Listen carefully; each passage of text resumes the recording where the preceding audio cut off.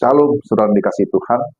Senang bisa berjumpa dalam kesempatan yang baik ini.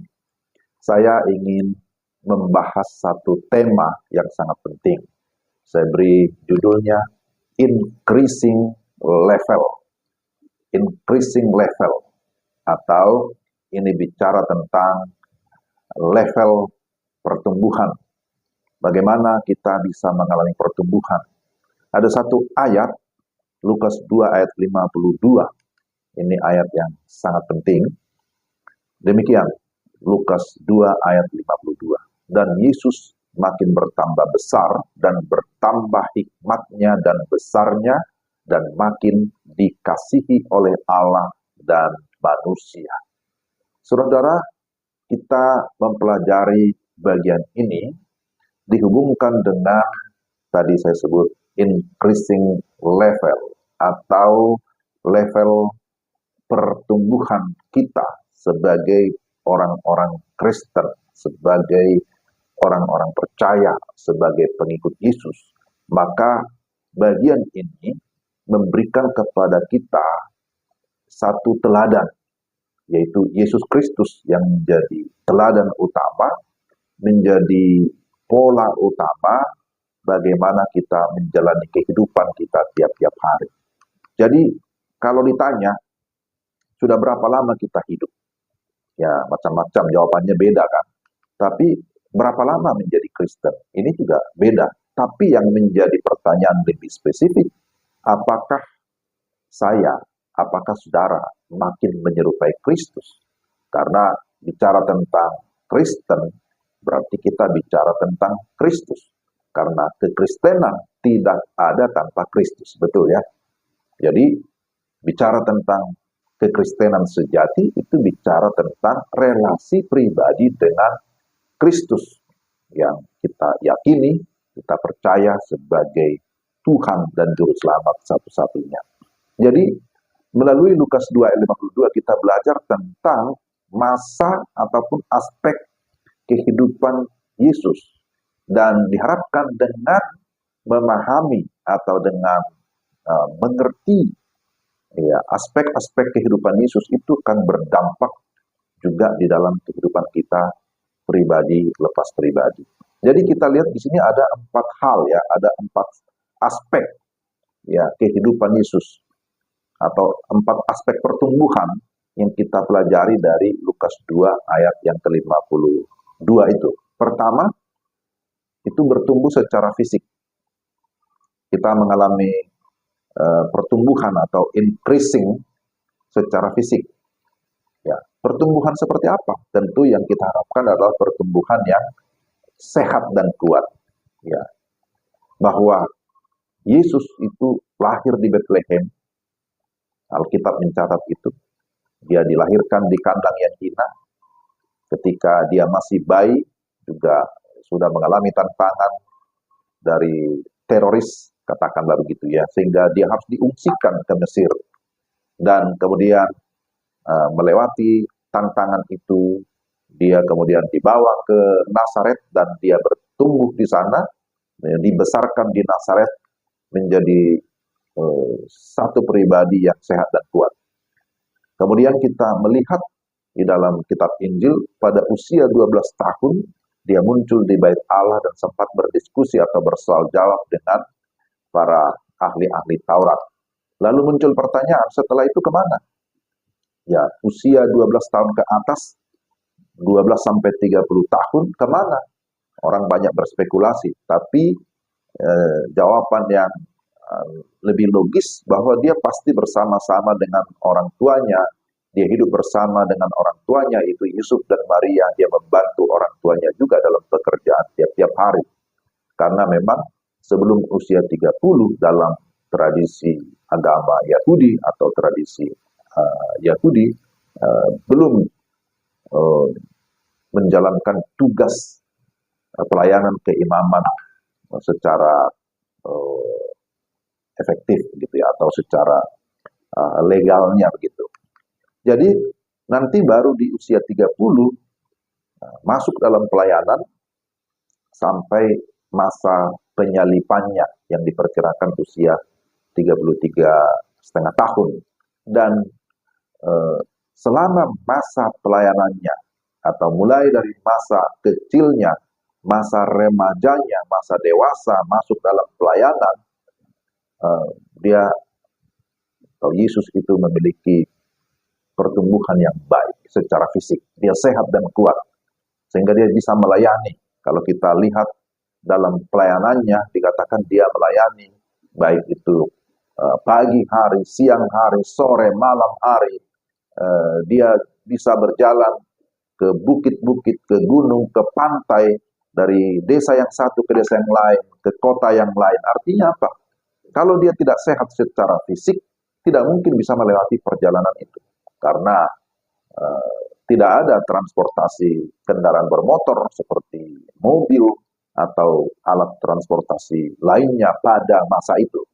Jadi di sini kita bisa mengambil sebuah kesimpulan bahwa memang Yesus itu sehat dan kuat, sehingga dia bisa melayani siang malam, dia bisa berjalan dari satu tempat ke tempat lain, dan dia bisa melewati dengan baik.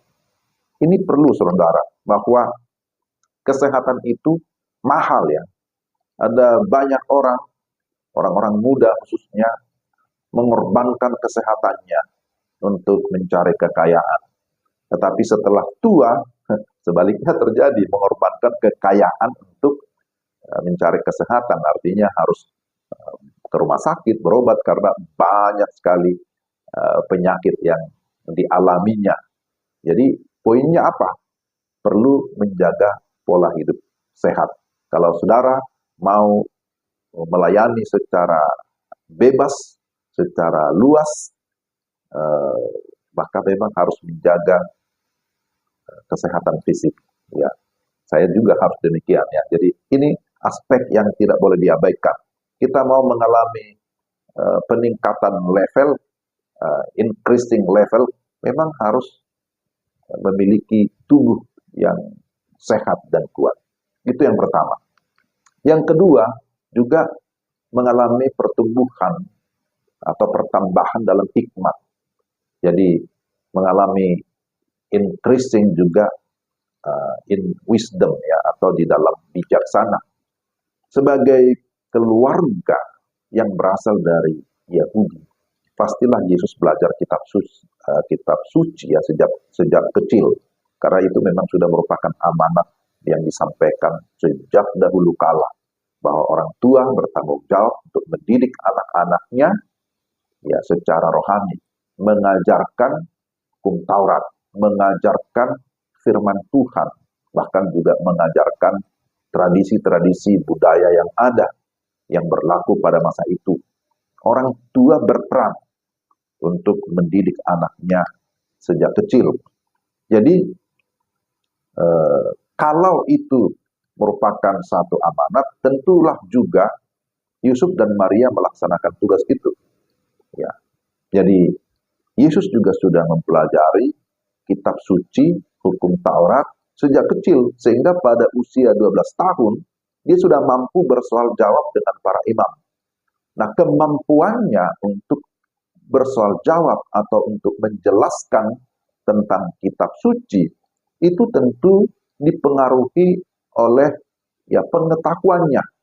Nah, bagaimana dia bisa memiliki pengetahuan? Karena dia memang bertekun di dalam ya mempelajari kitab suci. Jadi ini juga penting, bahwa kita selalu berkata ingin memiliki hikmat, kita ingin menjadi orang yang berbijaksana, tetapi tidak mau belajar. Itu tidak bisa. Bahwa kita harus terus mau belajar, kita bertekun di dalam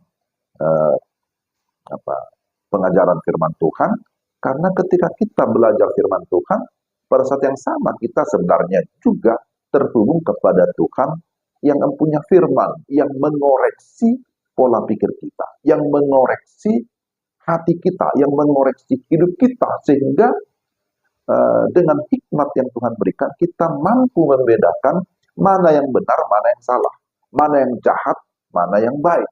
Kita mampu memutuskan atau mengambil keputusan yang terbaik, apa yang menjadi prioritas, apa yang menjadi yang terutama di dalam kehidupan kita.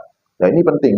Jadi kita ingin increase, kita ingin bertumbuh di dalam hikmat, maka kita harus banyak belajar. Belajar selama masih ada kesempatan, selama hidup. Dan pembelajaran itu bisa formal, tapi juga bisa sifatnya informal. Dan yang terutama ketika kita di dalam belajar itu, jangan lupa kita harus terhubung atau memiliki hubungan yang baik dengan Allah Bapa, karena Alkitab berkata Amsal 1 ayat 7, takut akan Tuhan adalah permulaan hikmat dan pengetahuan.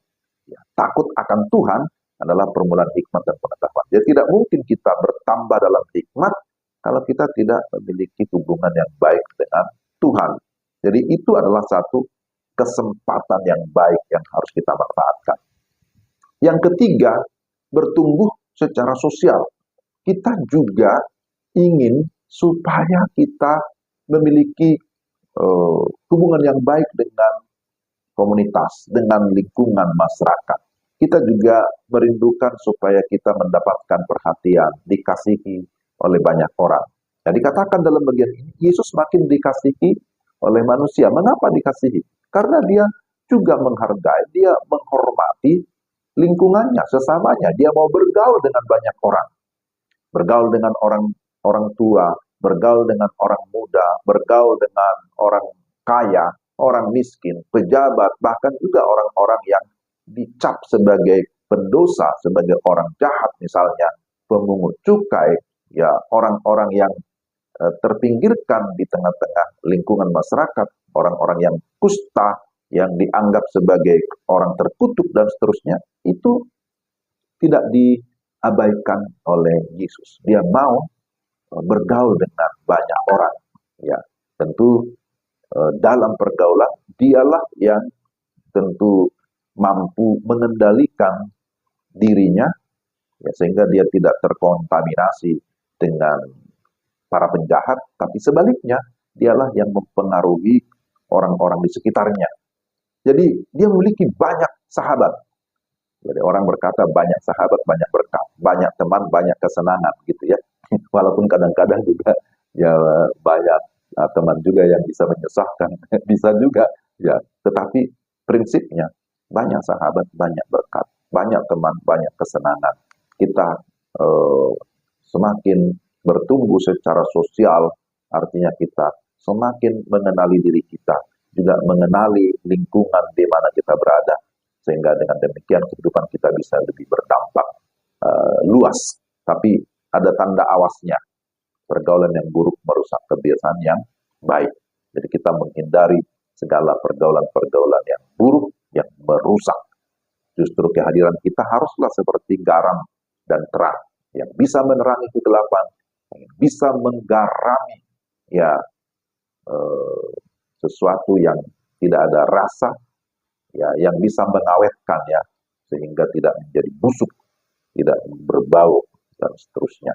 Jadi ini yang ketiga, ada pertumbuhan secara sosial. Tapi yang keempat, ini aspek rohani. Bertumbuh secara rohani. Dikatakan bahwa dia makin dikasihi oleh Bapa, oleh Allah Bapa. Dia memiliki kesenangan berada di rumah Bapa, sehingga waktu dia berada di bait Allah, orang tuanya kebingungan, kemana ini Yesus?